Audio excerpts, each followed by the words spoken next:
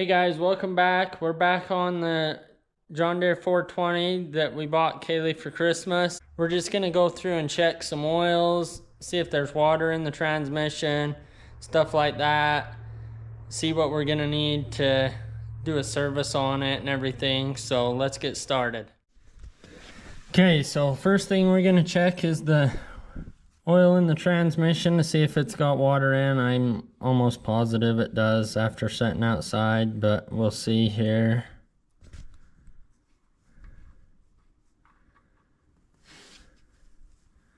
Yep, as I thought.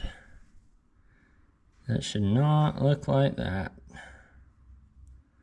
So we're gonna need some 90 weight oil.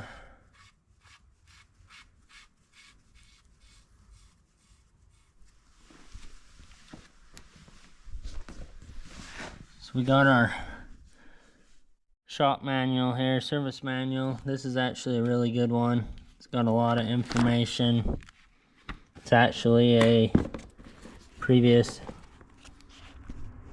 John Deere manual from John Deere, one of the dealerships.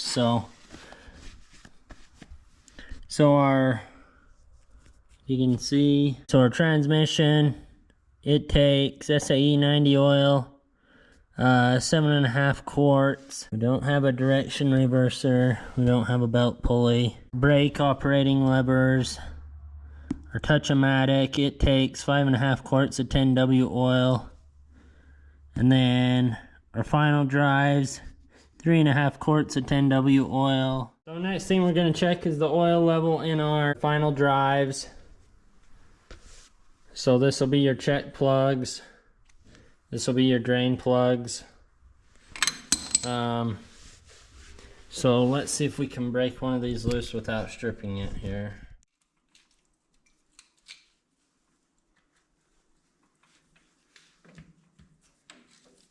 So there's one loose.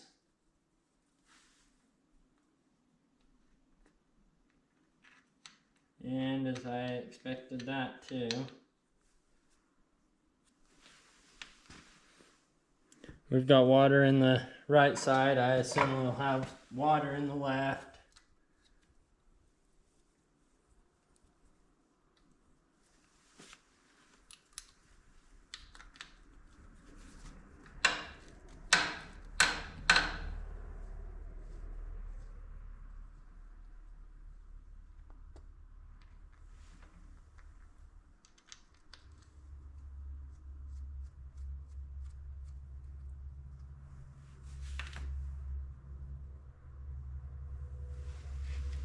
Well, shockingly, for some reason we've got water in the right side and none in the left, so that's a plus.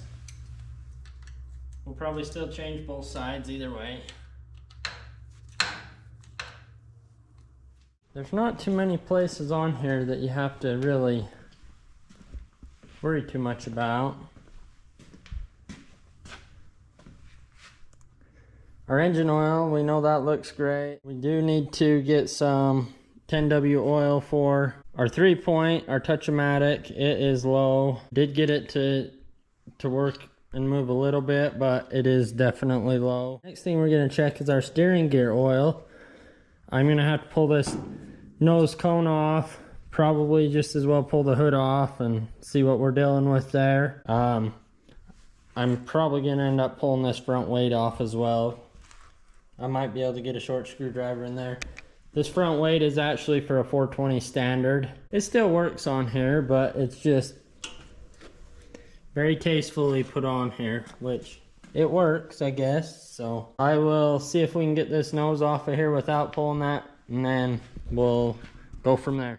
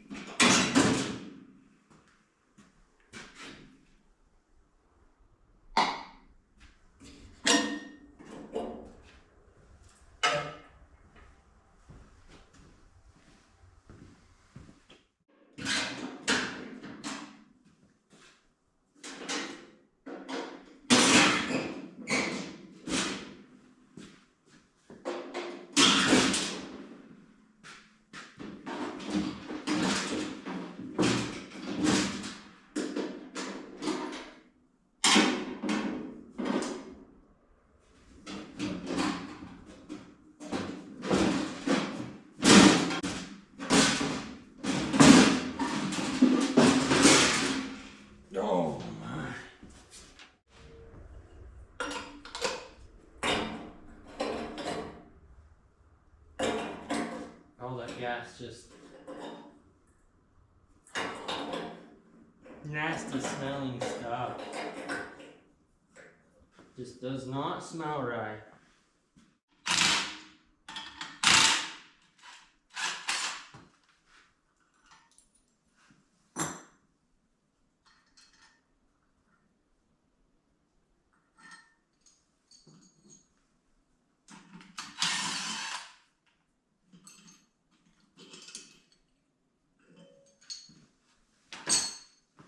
Oh goodness, this thing's not light either. Oh.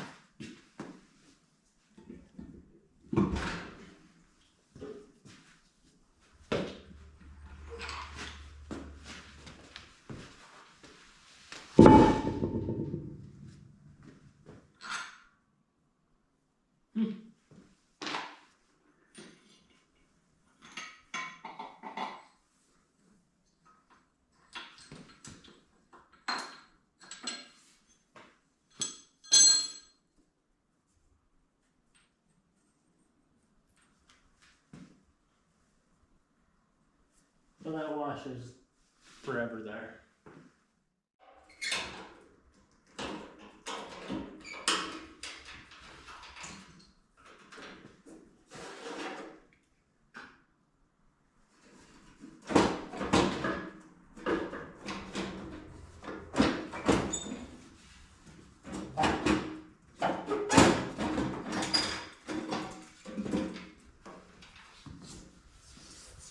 I must say this radiator looks pretty good.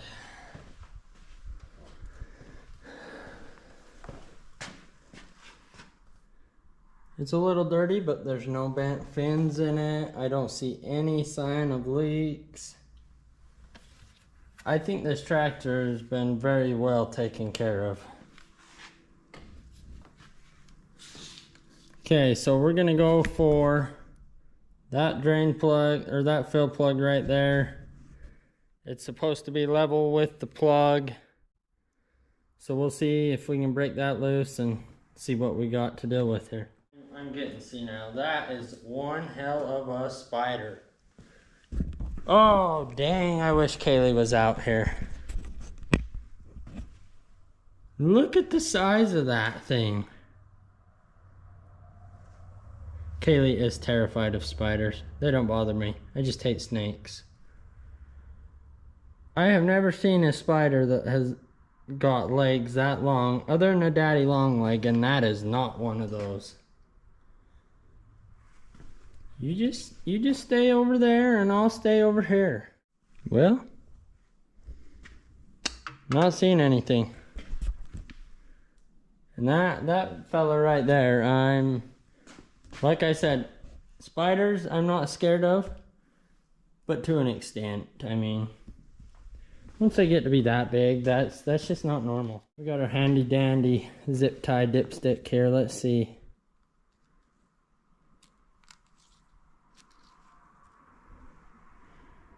Well, that's not quite enough. Okay, don't know where he's at.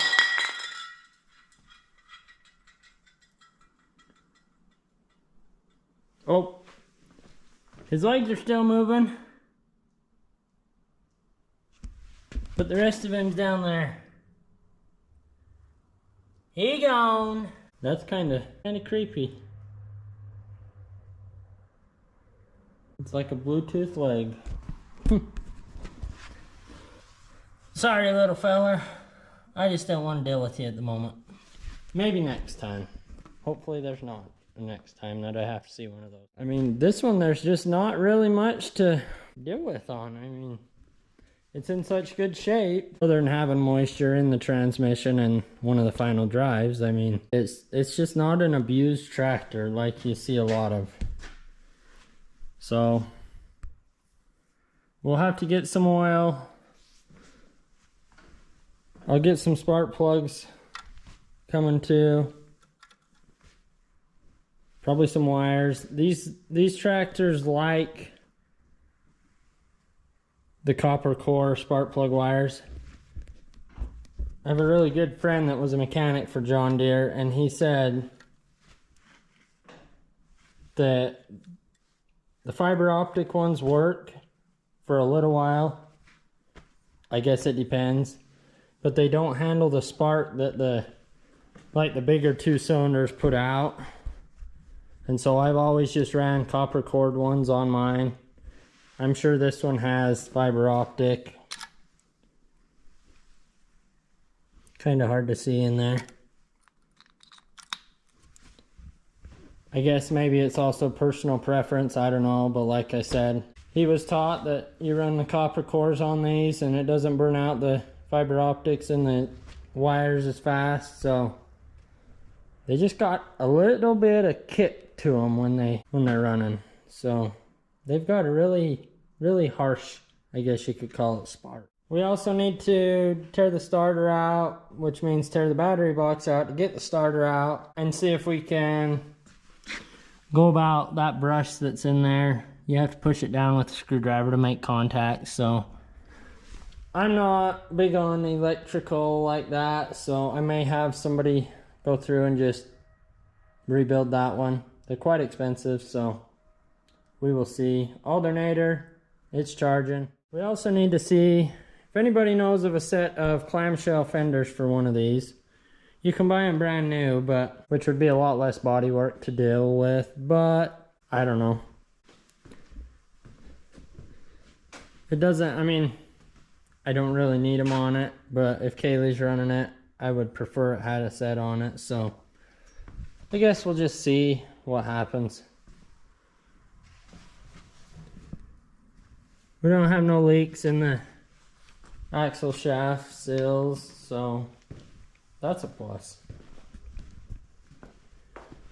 So I guess we'll get some supplies for this and see what we can do. We do need to get the right steering wheel. It's hard to tell, but this is not the right steering wheel. It's actually really loose on there. The nut doesn't even spin. We've got a little play in the U-joint that's under there, which isn't bad, but we also have a little bit of play in the steering gear, but it's not real major. I've seen a lot worse, so when we get some oil for that, we'll probably, hopefully it's not leaking out of a sill or something. We'll put some oil in it and then probably see if we can't, try to adjust this. That's already been adjusted quite a lot, so I don't know. We'll see what happens. Just some odd and end little deals on it. We'll probably go through and check wheel bearings, at least make sure there's grease in there. Doesn't seem like it's really leaking out of the sills much, so just kind of do some maintenance on it and get it back to good running order and not have water in places water should not be in. I'm sure it's because the boot down in the gear shifter is rotted, and that's 90% of the time where you get a lot of the water. We still need to try to get this steam cleaned or something, get it cleaned off so we can see where the potential leaks are. I mean, it's a almost 70-year-old piece of equipment. It's gonna have leaks, and leaks are fine as long as they're not major. I try to go through and get rid of them all, but sometimes that's, no matter what, you're gonna have them. A lot of these older tractors you see that have been restored don't have any leaks. Well, they don't get used like ours do. We like to get them out and play with them. Put a few hours on them, use them like they're supposed to be. It's good for them, keeps everything lubricated in them. They're not gonna be a showroom piece, so yeah, I think that's gonna do it. We'll get some oils, and I don't think we're gonna change the oil just yet in the engine. Like I said, it looks perfect, so we'll get some 90 weight oil and some 10 weight and some 140 gear oil and just go through and drain, get all this water out of them. So we will be back when we get all that, and we'll start changing fluids.